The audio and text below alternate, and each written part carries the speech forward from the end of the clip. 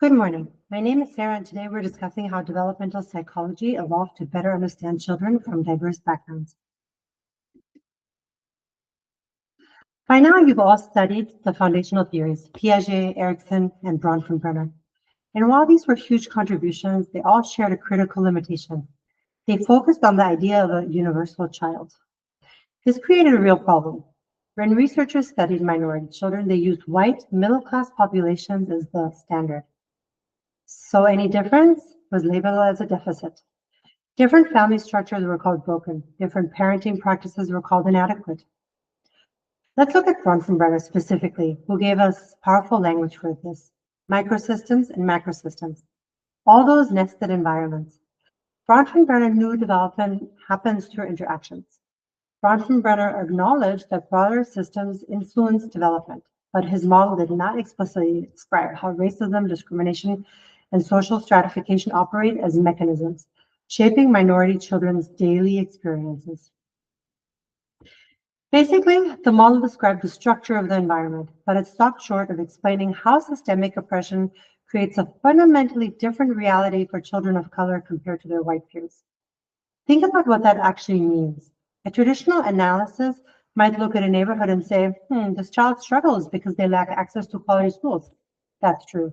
But it wouldn't necessarily explain how residential segregation itself is a product of historic racist housing policies, or how discrimination in that school creates chronic stress that alters a child's neurobiology.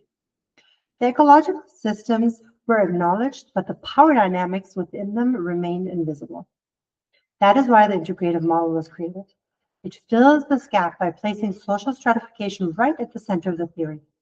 Rather than treating racism as some unfortunate side issue, this model positions it as a primary developmental influence.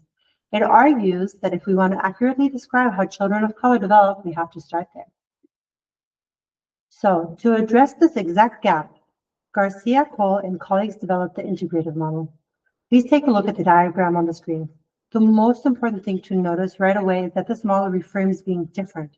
Instead of seeing differences as deficient, it sees it as an adaptive response to context. Let's walk through the flow here. It starts right here on the left with social position, race, class, and gender.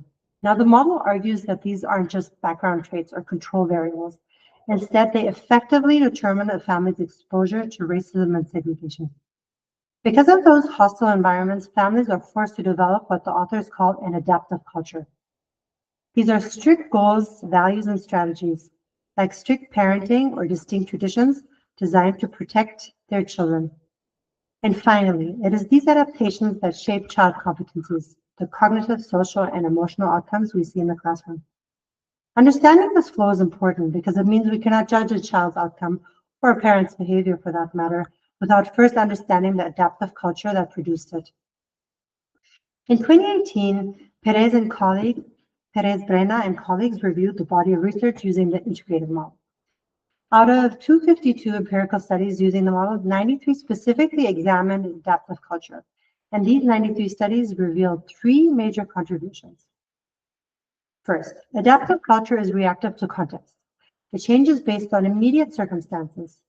Here's a powerful example from the review. After September 11th, South Asian adolescents actually reduced their help seeking from family members. Why? Because they perceived that their parents were already under heightened stress from discrimination, and they wanted to protect them. This shows adaptive culture is not static. It shifts in real time based on the threats families are facing. Second, it unfolds through family processes. This is where we see parents engaging in ethnic racial socialization, explicitly teaching their children about their heritage to prepare them for discrimination. Now, to an outsider, some of these practices might look restrictive or controlling or maybe even unnecessary. But in this context, they serve a vital protective function. Third, and this is important, it has complex relationships with adjustment. The exact same behavior can be protective or risk enhancing depending entirely on the environment. White and colleagues found that in dangerous neighborhoods, strict vigilant parenting reduced problems because it kept children safe. But if you take that same strict parenting and use it in a safer environment, it can actually become problematic. So the key lesson is, we simply cannot judge whether a family practice is adaptive or maladaptive without understanding the specific environment it is responding to. Let's make this concrete with a specific research example. I want to highlight a longitudinal study by Umania Taylor and Gieman. They followed Latino adolescents over time to see how parental advice, what we call ethnic racial socialization, affected their identity. Now, ask yourself, why did you choose the integrative model? Why not use the classic theories we studied? Well, think about Piaget, for example. His theory focuses on universal stages. It can't explain why some families need to have serious, explicit conversations about race at the dinner table, while other families never even mention it. Or take Erikson, who addresses identity. But Erikson doesn't explain why a family might need to prepare a preschooler for racial bias. That is exactly the gap the integrative model fills. It explains that social position determines exposure to discrimination. And those hostile forces create contexts where families must develop adaptive culture just to cope. And here's the key finding from the study. These socialization conversations work. They predicted identity growth specifically for Latino boys, not girls.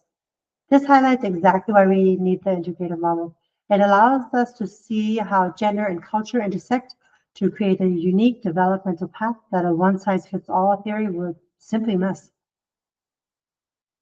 So to conclude, the integrative model didn't just add a new theory to the pile. It fundamentally changed the entire field of developmental psychology. It shifted us from a deficit perspective to a strength-based perspective. Instead of asking, what is wrong with these children, we now ask, how is this context shaping their development? For you as students and future professionals, I want you to walk away with this. First, learn to recognize adaptive cultural strategies. Second, understand that difference does not equal deficiency. And third, always ask yourself, what is this behavior adapting to? Here's your practical takeaway. Before you judge a family practice or a developmental pattern, stop and consider the context. Ask yourself what environmental demands that behavior is responding to. But remember, the ultimate goal isn't just to understand how families cope with racism and discrimination. It is to address the systems of social stratification that create those challenges in the first place. We need to validate family wisdom and strengths while at the same time advocating for the structural changes that make those adaptations less necessary. Please find the references I have cited here. Thank you for your time.